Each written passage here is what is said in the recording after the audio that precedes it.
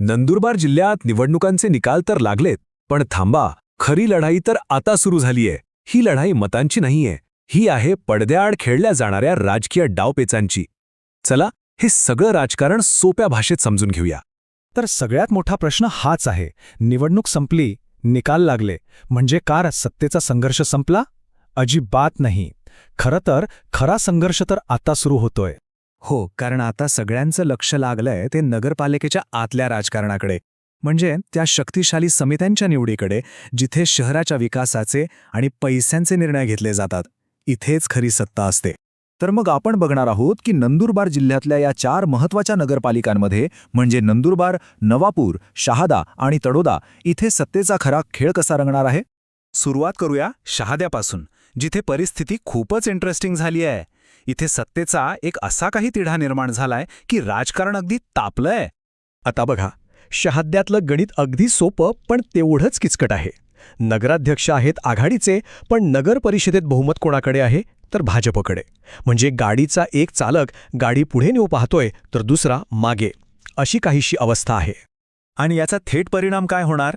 तर भाजपकडे बहुमत असल्यामुळे स्थायी समितीसारख्या सगळ्यात महत्त्वाच्या समित्यांवर त्यांचं नियंत्रण असणार. म्हणजे शहराच्या तिजोरीच्या चाव्या त्यांच्या हातात असणार आहेत. आणि यात अजून एक ट्विस्ट आहे. काही दिवसांपूर्वी उपनगराध्यक्ष निवडीवेळी जो काही वाद आणि कटुता निर्माण झाली होती, ती अजूनही ताजी आहे. त्यामुळे त्यावेळचे हिशोब आता चुकते केले जाणार का, हे बघणं महत्त्वाचं ठरेल. शहाद्यासारखीच अटीतटीची आणि चुरशीची लढत तळोद्यातही बघायला मिळणार आहे. चला आता तिकडे काय परिस्थिती आहे ते पाहूया.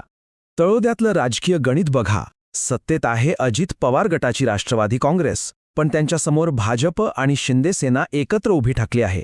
आणि आता तर विरोधी पक्षाचं संख्याबळ वाढलंय. त्यामुळे सत्ताधाऱ्यांसाठी ही लढाई अजिबात सोपी नाही. त्यामुळे तळोद्याच्या लोकांसमोर एकच प्रश्न आहे की त्यांचे नेते शहराच्या विकासासाठी तडजोड करणार की सत्तेसाठी संघर्ष करत बसणार. यावरच शहराचं भवितव्य ठरणार आहे. पण आपण इतका वेळ या समित्या करतोय, पण या इतक्या महत्त्वाच्या का आहेत? म्हणजे नगरपालिकेच्या सिंहासनामागची खरी पावर कुठे आहे?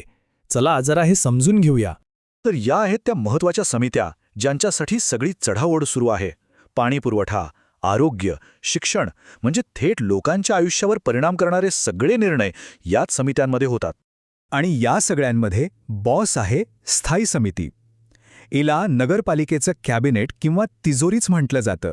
सगळे आर्थिक आणि महत्त्वाचे प्रशासकीय निर्णय इथेच होतात. सोप्या भाषेत सांगायचं तर ज्याच्या हातात स्थायी समिती, त्याचीच शहरावर खरी सत्ता. आणि हे बघा, प्रत्येक ठिकाणी परिस्थिती वेगळी असते. उदाहरणार्थ, नंदुरबार आणि नवापूरमध्ये शाळांची संख्या खूप जास्त आहे. त्यामुळे तिथे शिक्षण समितीचं अध्यक्षपद मिळवण्यासाठी जबरदस्त लॉबिंग चालतं. या सगळ्या राजकीय घडामोडींच्या पार्श्वभूमीवर आता पुढे काय होणार आहे? या राजकीय पटावर पुढची चाल कधी आणि कोण खेळणार? चला काही महत्त्वाच्या तारखांवर नजर टाकूया. तर असं आहे पुढचं वेळापत्रक. 22 जानेवारीला आमदार चंद्रकांत रघुवंशी नंदुरबारमध्ये येणार आहेत. त्यामुळे घडामोडींना वेग येईल. 23 तारखेला नंदुरबारमध्ये निवड प्रक्रिया पार पडेल आणि त्यानंतर पुढच्या आठवड्यात बाकीच्या नगरपालिकांमध्येही ही प्रक्रिया सुरू होईल. म्हणजे थोडक्यात सांगायचं तर नंदुरबार आणि नवापूरमध्ये निकाल जवळपास ठरलेले आहेत. तिथे फार काही नाट्य घडण्याची शक्यता नाही. पण खरा ड्रामा, खरी उत्सुकता आणि खरी राजकीय लढाई ही शहादा आणि तळोद्यातच पाहायला मिळणार आहे. सगळ्यांचं लक्ष तिकडेच लागलंय. आणि शेवटी एकच प्रश्न उरतो, या नगरपालिकांचं राजकारण तडजोडीचं वळण घेणार की वर्चस्वाच्या लढाईत शहराचा विकासच मागे पडणार? याचं उत्तर तर येणारा काळच देईल.